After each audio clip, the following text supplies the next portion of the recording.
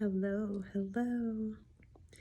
Each of us have an identity that is built upon our previous experience or our experience up until this point, right?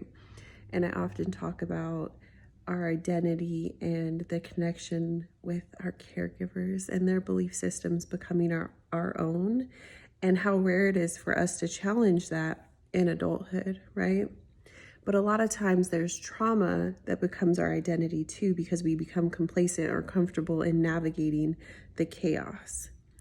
And something that I'm reflecting on today is something that's painful. And I know we often hear, like, don't talk about your business, don't share that, and things like that. I grew up with that, right? No matter what household I was in, no matter who was my caregiver at the time, it was always like family business is private business. You don't talk about it. And I've been disrupting that for years because shining a light on the shadow, shining a light on the wrongs, the hurt, the pain has been healing, not only for me, but for generations to come after me, right?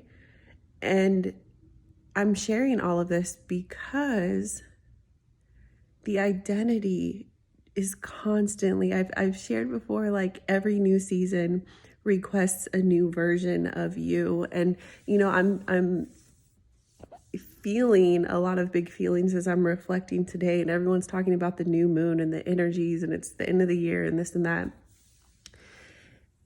And something that I really thought I was over because I hadn't really felt it. And I'm really big about, like, where is my heart with this situation? And I was previously married. I was married at 18. I was married very young. He was older.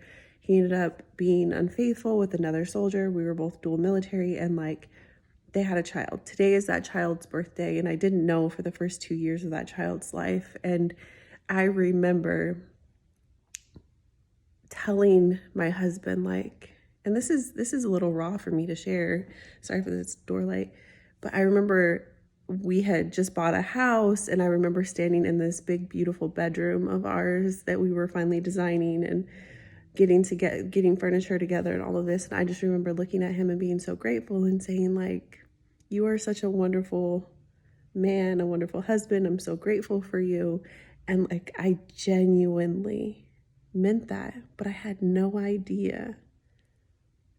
I had no freaking idea that he had cheated on deployment and gotten this other girl pregnant and had a whole ass child.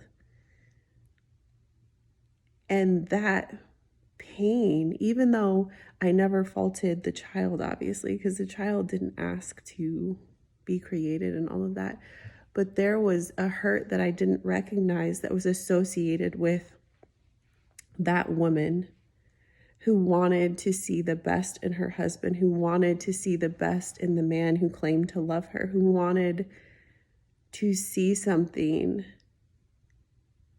And I'm not saying like that was good or bad, right? But I'm saying that grieving that person sometimes looks like acknowledging who I was then, what that felt like, letting it go so that my hands are free for the future. And this was something I didn't even realize, like, that moment was really important. That time period was really important because I've already gotten over the divorce. I've already gotten over, taking time to heal and go to therapy and figure out how to be a single mom and learn how to be a civilian and, like all of these other things that I've been juggling and doing. But this was something that was like really quiet and in my subconscious, and it impacted my beliefs and how I've been showing up in my life in the present. Does that make sense?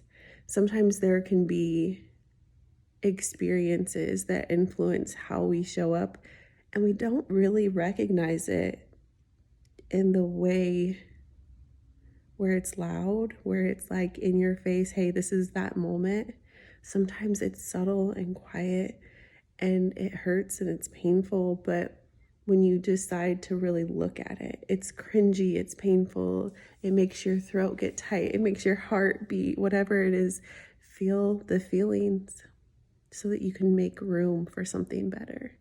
And I'm saying this from, I'm the type of person who, while in survival mode for so long, my feelings, everything was shut off, right? Like I didn't feel, I thought my feelings. I thought what was the next survival step? What was the next thing that needed to be done on my checklist?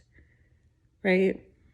And I don't want to make this long. It's already 5 minutes. Oh my goodness. But I want to help someone with the understanding that we all have a past that influences our present.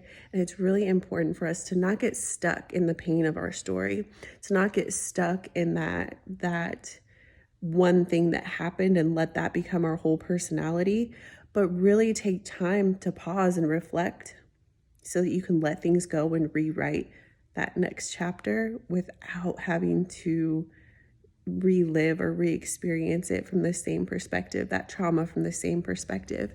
Because changing perspectives, gaining that understanding, really allows each and every single one of us to move forward in a way that is more aligned with our newest identity, our newer identity of being abundant, being joyful, being, healing and going through all of these different things, or being a awesome entrepreneur, and whatever it is that you identify as, that becomes like a bridge, the connector. So let that shit go. Let that shit go. Reflect on it, feel it, release it, and then let it go. And call in something that is more aligned and more true to who you are and who you're becoming. So I just wanted to share that. Sending a lot of love to each and every single one of you today, and I hope that you take care. Okay, bye.